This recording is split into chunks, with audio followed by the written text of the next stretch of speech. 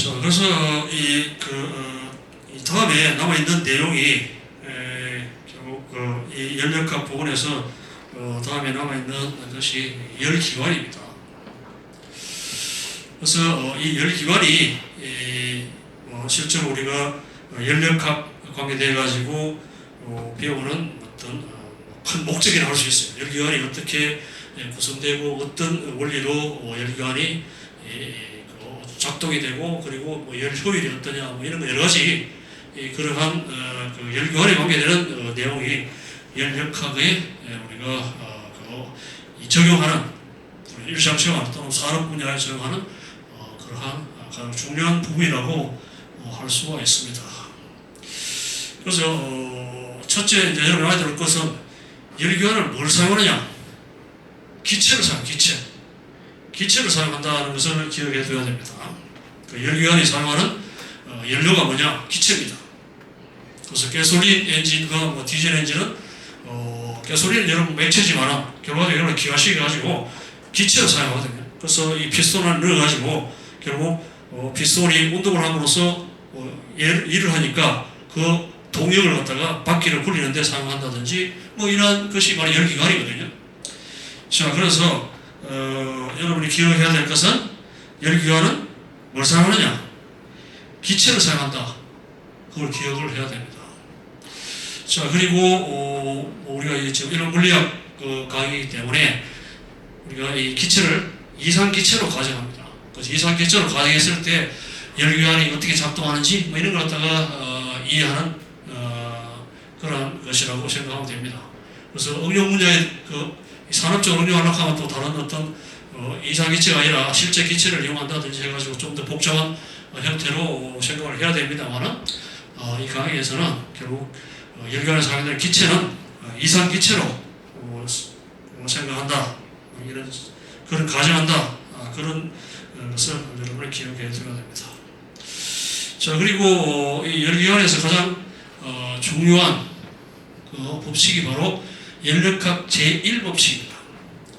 자, 열역학 제1법칙은 에너지 보존칙이거든요. 별다른 건 없어요. 왜냐하면 에너지 보존칙이기 때문에, 그리고 열이잖아요. 에너지가 열이기 때문에 열기관이 있다 칩시다. 이 열기관인데, 자, 열기관에 열을 공급합니다. 에너지를 공급하죠. 열을 갖다가 공급하잖아요. Q라는 열을 공급해요. 열을 공급하면 이 열기관이 하는 일이 뭐예요? 일을 하죠. 일을 해야지. 목적이 이제 열기관이 일을 해가지고 이 동력, 그 일을 갖다가 다른데 사용하려고 하는 거니까요. 그래서 일을 하죠. 열기관이 일을 합니다. W라는 일을 하죠. 자, 그러면은 열기관에 이런 식의 일을 하는데 결국 열기관의 안쪽 내부의 온도도 올라가잖아요. 그러니까 열을 공급했으니까 그 열기관의 온도를 갖다가 온도가 높아지고 그다음 나머지 에너지를 일로 공급하잖아요. 그래서 이 내부 에너지 변화, 자, 이런 게 이제 우리가 세 가지를 생각할 수 있죠. 자, 그러면 에너지 보존칙이기 때문에 결국 이제 Q라는 에너지가 공급되었죠. Q라는 에너지가 공급됐는데 이 에너지가 결과적으로 일을 하고 또 나머지는 또 안쪽에 내부 에너지를 변화시키는 데 사용한다. 이게죠. 이게 열역학 제1법칙입니다. 그래서 Q라는 열 에너지가 공급되면은 일을 하고 바깥에 일을 하고 또 일부는 그 안에 있는 기체의 온도를 높이는 데 사용했다. 그래서 Q가 W 더하기 델타 U. 저것이 바로 열역학 제1법칙입니다. 열역학 제2법칙에 대해서는 엔트로피 이야기인데 엔트로피에 대한 이야기는 하지 않겠습니다. 이번 강의에서. 그래서 열역학 제1법칙, 나중에 열기관의 효율에 대해서 이야기할 때 열역학 제2법칙에 대해서 효율에 관계된 열역학 제1법칙에 대해서 좀 잠깐 이야기했습니다만 엔트로피를 이용한 열역학 제2법칙에 대한 내용은 이 강의에서는 이야기하지 않도록 하겠습니다. 자, 그래서 이 열기관을 갖다 이해하려고 하면 결국 세 가지 이 양에 대해서, 세 가지 물리 양에 대해서 이해가 필요하죠. 뭐냐? 1, 내보내지, 열내지, 세 가지죠. 그래서 열이 뭐냐? 그리고 일이 뭐냐? 그리고 내보내지가 뭐냐? 이 세 가지가 필요합니다. 기체에 대한 이야기예요. 기체. 우리가 액체, 고체에 대해서 잊어버리고, 액체, 고체에 대해서 잊어버리고, 지금부터 이야기하는 것은 기체에 대한 이야기예요. 열기관을 이용하는 것은 기체이기 때문에 기체에 대한 것만 생각하면 됩니다. 자, 이 기체를 갖다가 상태를 나타내는 함수, 상태 함수는, 그래서 기체의 상태를 나타내는 물리량인데요. 압력, 부피, 온도죠. 엔트로피도 상태 함수인데 엔트로피는 이야기하지 않기로 했으니까요. 자, 그래서 이 열기관에 사용하는 이 기체를 우리가 이상기체로 가정한다 했죠. 그래서 알다시피 여러분 P가 nRT잖아요. 이 이상기체 상태 방식이죠.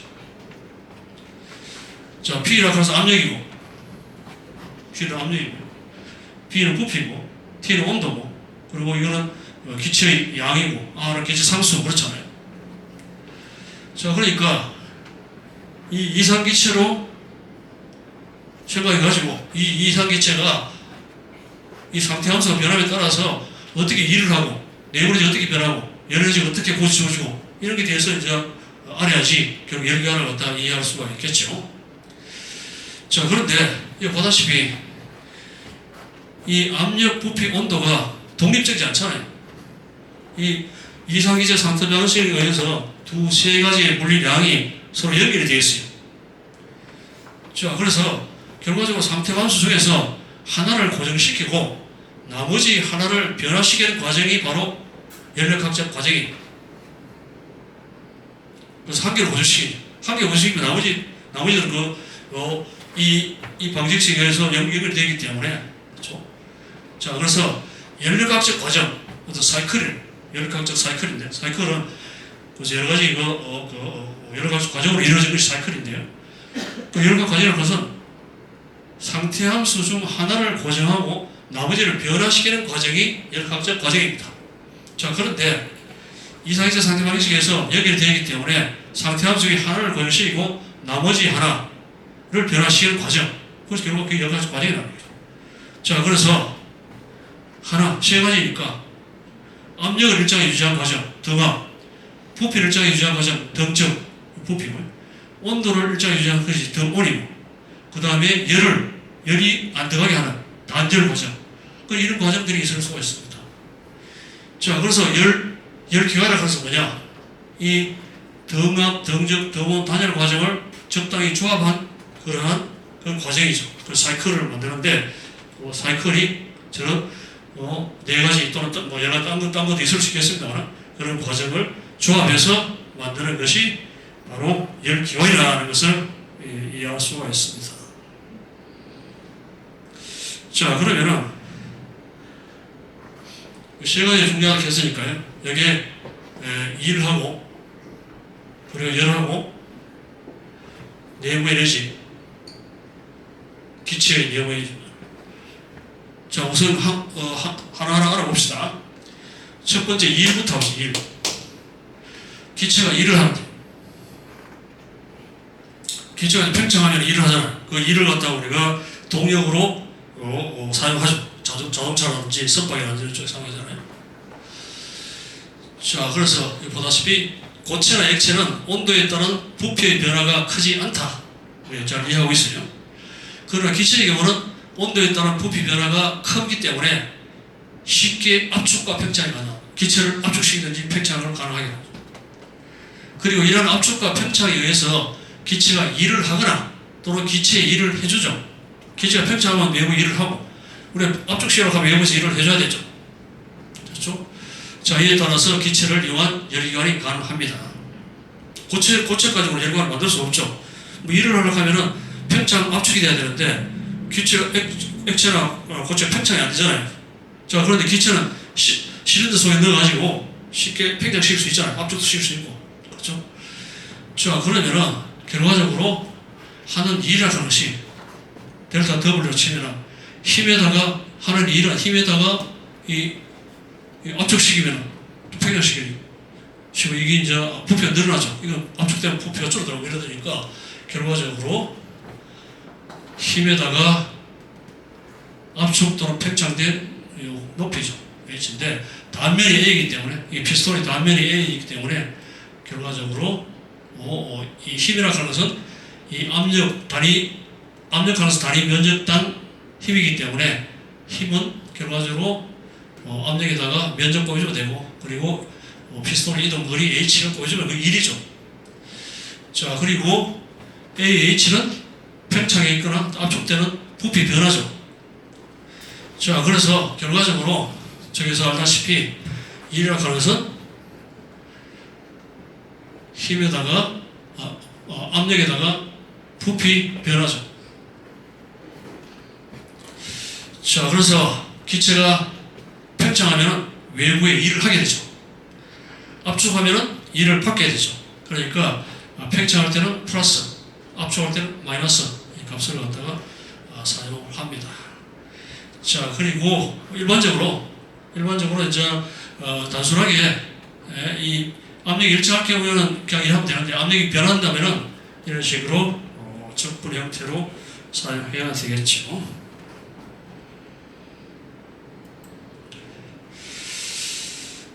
자, 그래서 이런 식으로 이제 기체는 쉽게 팽창과 압축이 가능하니까 결국 열기관에 사용할 수 있다 하는 것을 여러분 이해할 수가 있습니다. 자, 그러면 어떤 열각적 과정을 만들 수 있느냐? 앞에서 이야기했다시피 압력, 부피, 온도 이것이 상태함수인데 이 상태함수 중에 하나를 갖다가 고정시키고 나머지를 변화시켜야 되죠. 자, 그래서 이 등적 과정은 이 기체의 부피를 일정한 유지한 상태에서 열을 가한다든지 뭐 여러 가지 할 수 있겠죠. 그래서 이걸 갖다 우리가 등적 과정이라고 합니다.